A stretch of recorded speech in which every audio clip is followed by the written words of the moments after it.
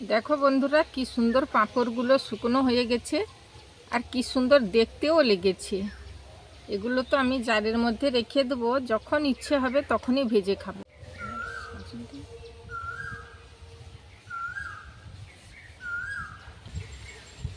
নমস্কার বন্ধুরা, কল্পনা রান্নাঘরে সবাইকে স্বাগত জানাই।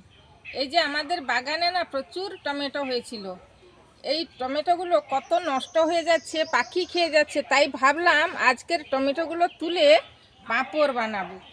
এই টমেটোর পাঁপড় বানিয়ে জারের মধ্যে রেখে দেবো, যখন খুশি তখন বানিয়ে খেতে পারবো। ওই জন্য আমি বাগান থেকে টমেটোগুলো তুলে এনেছি। তোমরা ভিডিওটা দেখো, তোমাদেরও খুবই ভালো লাগবে। টমেটোর পাঁপড় এত সুন্দর লাগে, তোমরা না বানালে বুঝতেই পারবে না। তোমরা ভিডিওটা দেখো কিভাবে আমি টমেটোর পাঁপড়গুলো বানাই।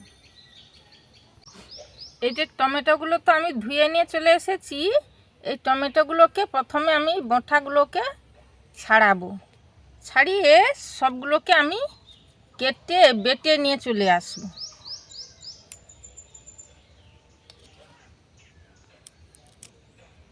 এত সুন্দর সুন্দর টমেটো কারোর কি নষ্ট করতে ভালো লাগে? সেই জন্য আমি আজকে পাঁপড় বানিয়ে জারের মধ্যে রেখে দেবো।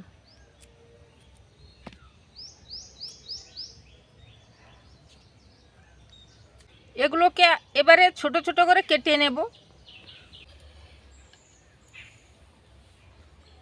টমেটোগুলোকে আমি ছোট ছোট করে কেটে নিই, কেটে তারপরে বেটে নিয়ে চলে আসব।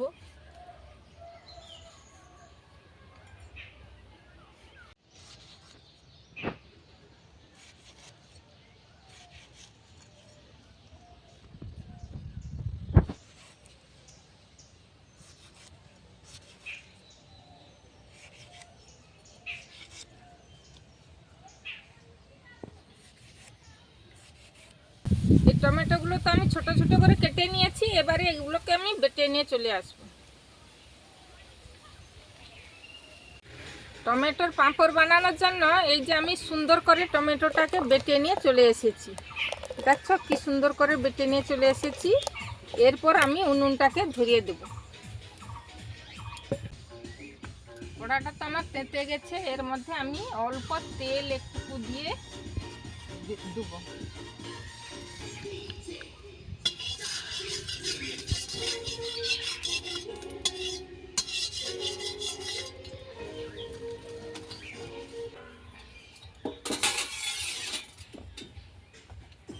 এরপর এই যে টমেটোর পেস্টটা আমি করে রেখেছিলাম, এটা আমি কড়ার মধ্যে দিয়ে একটু নাড়াচাড়া করব।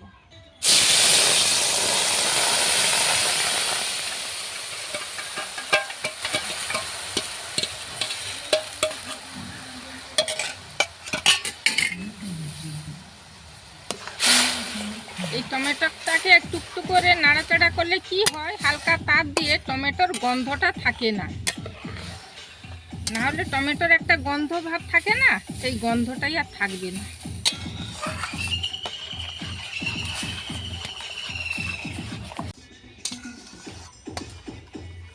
অল্প একটু জলও দিতে হবে।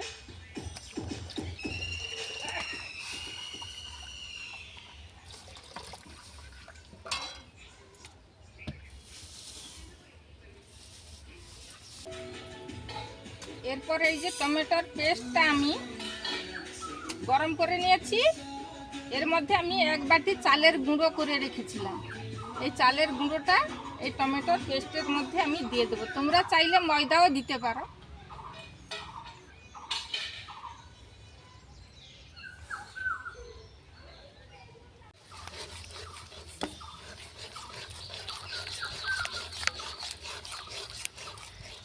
এই যে চালের গুঁড়োটা তো আমি দিয়েই দিয়েছি। এবারে এর মধ্যে আমি দুটো ধনেপাতা কুচি করে রেখেছিলাম, এগুলো দিয়ে দিলাম। শুকনো লঙ্কা দুটো গুঁড়ো করে রেখেছিলাম, এগুলোও দিয়ে দিলাম। এর মধ্যে দুটো কালো জিরা দিয়ে দিলাম। স্বাদ মতন লবণ দিলাম। ভালো করে একটুকু নাড়াচাড়া করে নিতে হবে।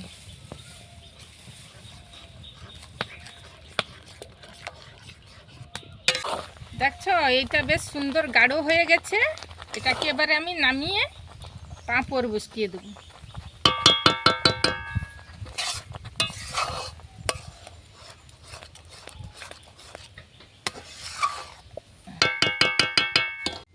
এই যে চালের গুঁড়ি আর টমেটোর পেস্টটাকে একসঙ্গে করে নিয়েছি আমি।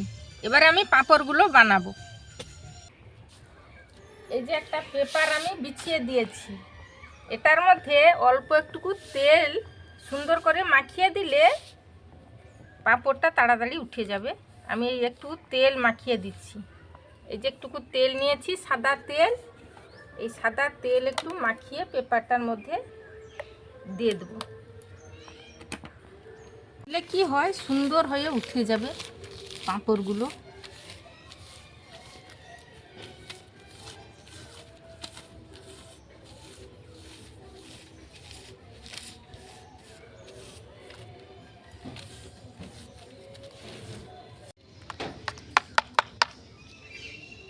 তারপরে এই ছোট চামচ দিয়ে 1 চামচ করে সুন্দর করে পাঁপড়ের আকারে গোল করে নেব।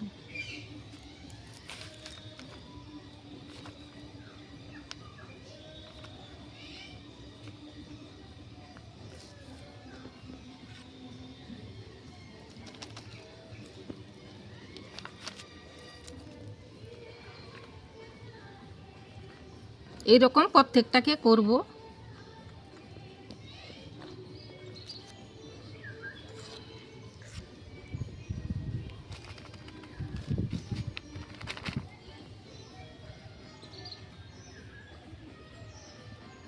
এইভাবে টমেটোকে নষ্ট না করে সারা বছর এগুলো জারের মধ্যে রেখে যখন খুশি চায়ের সঙ্গে, এমনি টিফিনের সঙ্গে ভেজে খেলে যা দারুণ লাগবে না।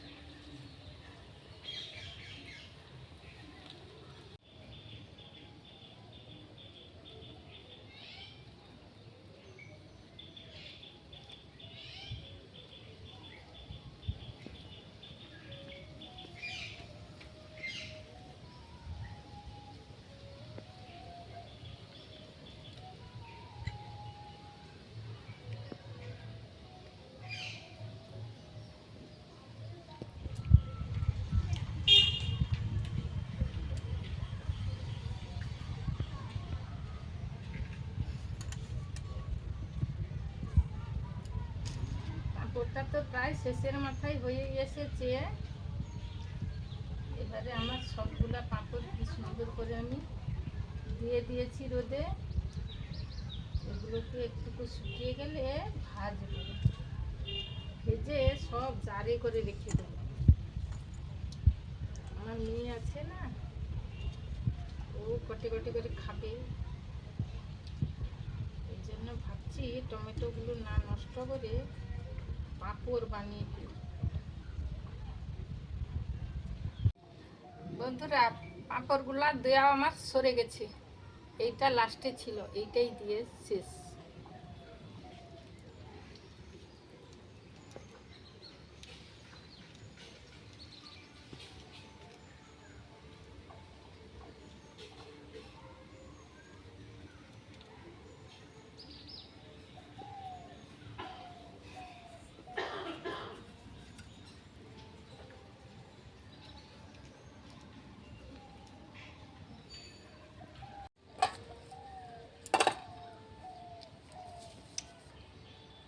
প্রচুর রোদ বেরিয়েছে, 1 ঘন্টা মতন রোদে শুকা, ততক্ষণে আমরা অন্য কাজগুলো করি, তারপরে আমি জারের মধ্যে ঢুকিয়ে নিই।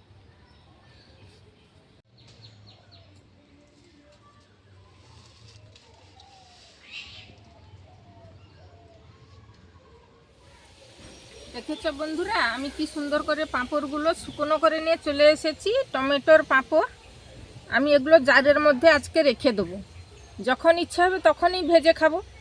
তোমরাও চাইলে পাঁপড়গুলো শুকনো করে রেখে দিতে পারো, যখন খুশি তখন ভেজে খেতে পারো।